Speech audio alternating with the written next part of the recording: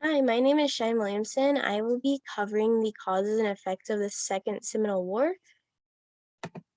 So for my text-to-text connection from A Land Remembered, I'm using the scene from chapter 19, um, in which James and Willie were hung, which were the two Indian boys that were bringing the 12 cows back to their tribe. So the novel itself takes place after the Seminole Wars happened. So what the Indians that are left there are treated badly. So the scene to me portrayed what the Seminoles, I guess, experienced when if they stayed in Florida. So the scene starts with, my name's Tobias McClavey. Captain Henry knows me well, as do others in Punta Rasa. Some of them cows in there where has my mark. Where you get 'em? Oh, that, the man said, cautiously eyeing the mounted riders facing him. Is it the ones with MCI? That's my brand. I got a dozen of 'em. If they're yours, you can have 'em. I ain't got no use for some other man's cows. I just didn't know who they belonged to. Where'd you get 'em? Tobias demanded again. Took 'em off some rustlers over near Okeechobee. What kind of rustlers? Where'd you get 'em? Tobias demanded again. The worst kind, Indians. Them thieves will steal anything they can get their hands on. Were they men or boys? Boys. Seems like they're real young nowadays. What did you do to the boys? Tobias asked apprehensively. We hung 'em. You what? We hung 'em, the man repeated. That's the only way you can teach Indians a lesson. If you don't, they'll do it over and over again, and there won't be an end to it. And so that was from pages 187 and 188. And then it ends with Tobias being very angry because he, of course, gave those cows to the two boys, and they were hung for nothing, basically. So this is background information about like the beginning or what started the Second Seminole War. This follows after the First Seminole War. Um, So, following the end of the First Seminole War from 1817 to 1818, and the transfer of Florida from Spain to the United States, several Seminole leaders headed by Namath- Namatha, Namathala met with territorial governor William Duval and diplomat James Gadsden. In September 1823, they signed the Treaty of Moultrie Creek, which obligated the Seminoles to move to a reservation of 4 million acres in central Florida, with the U.S. government to provide monies and supplies to help in the relocation. Although the relocation was very slow, so more happened after that that led to other events happening. So a few Seminole villages were allowed to remain along the Apalachicola River in 1830. President Andrew Jackson, who had fought in the First Seminole War, signed the Indian Removal Act authorizing the resettlement of all Native American people to lands west of the Mississippi River. So that's where the changeover happened from a reservation being in Central Florida to now being where all the Indians have to relocate to the Mississippi River. Gadsden then renegotiated the Treaty of Payne's Landing in 1832 with various Seminole leaders. It called for the Seminoles to move within 3 years to the land assigned to Creek Indians west of the Mississippi if Seminole leaders found the land to be suitable. When it came time for the Seminole Indians to be relocated, they refused and wanted to stay in Florida, which was their homeland. So that is the start of the Second Seminole War. And this is the causes of the Second Seminole War. So the U.S. wanted the land on which the Seminoles lived, but the Seminoles did not want to relocate or leave, as that is their home territory. That's where they live. That's where all their settlements were and villages and where they all lived. The US wanted the Seminoles to trade only with the Americans and not with other countries. So there's also that struggle where the Seminoles traded with other islands and with mainly other islands off of Florida, and also with Spain when they were there. Escaped slaves fled to Florida and joined the Seminoles. The US wanted the Seminoles to return slaves to their owners. So that was also another thing, is that a lot of slaves joined within the Seminole villages and were trained there and became Seminoles because of where they came from. So they gained protection from the Seminoles. In the tense climate created by these issues, several events led to the outbreak of the wars between the Seminoles and the US. So that's basically where the Trail of Tears started, from Andrew Jackson, where the Seminoles they didn't want to move to Mississippi. So this is the timeline. So from 1817 to 1818, that was the first Seminole War. And then after that, in 1821, Florida was transferred from Spain to the United States.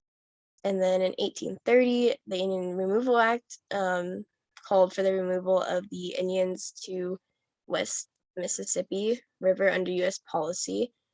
In 1832, Treaty of Payne's Landing calls for the removal of Indians in Florida to relocate to the west of the Mississippi River.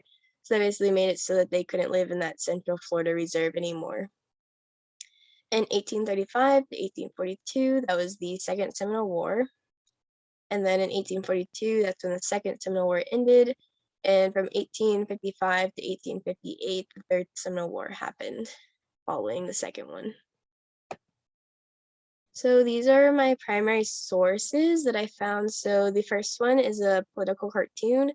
It is called Hunting Indians in Florida with Bloodhounds, and that was created in 1848.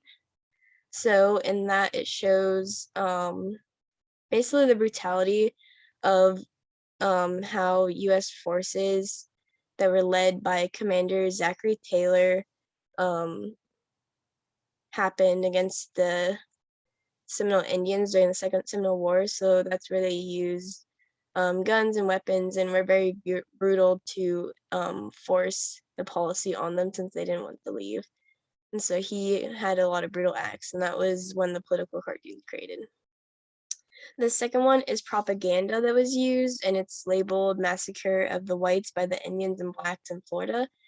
So that was a way of portraying them as the enemy, of course, against the US soldiers.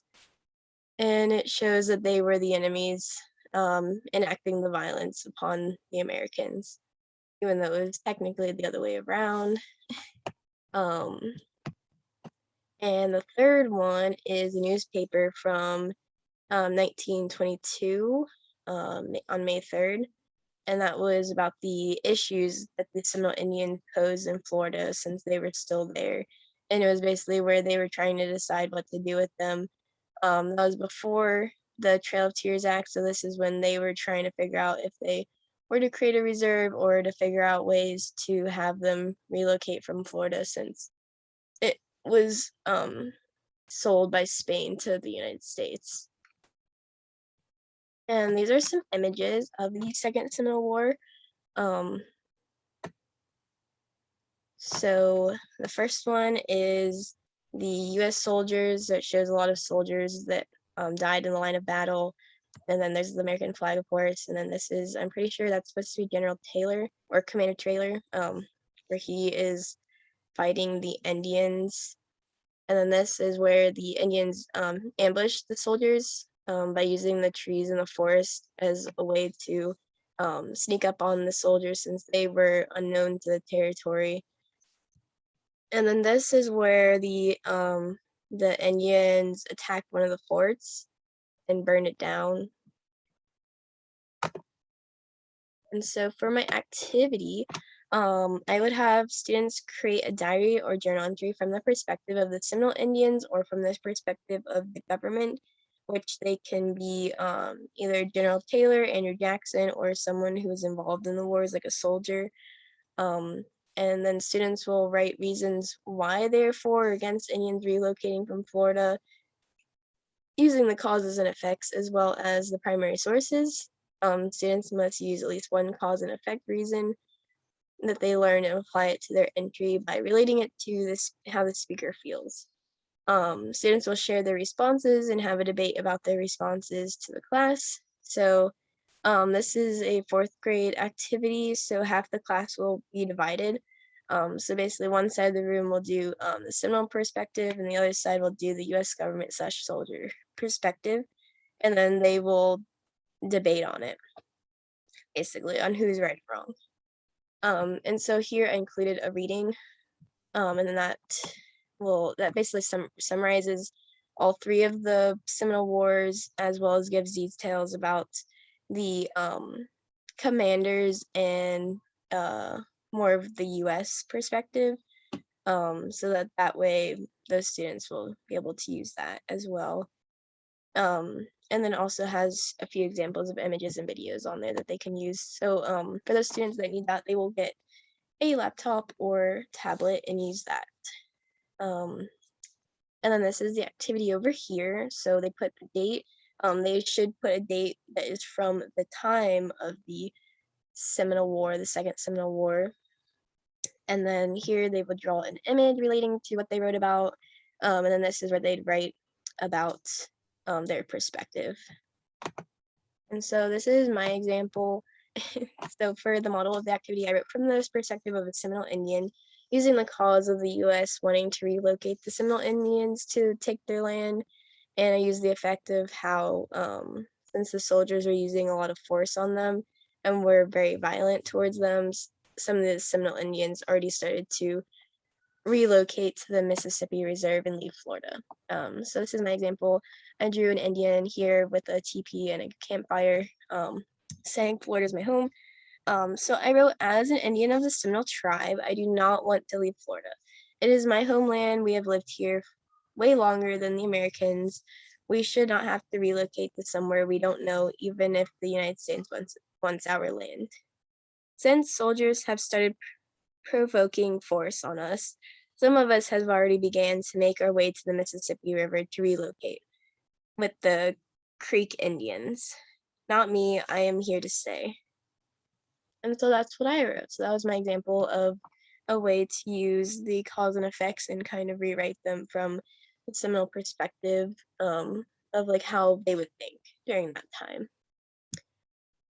And then on the last slide, I have my resources. So there's my references that I used for my presentation. And so that's my presentation on the cause and effects of the Seminole. Thank you.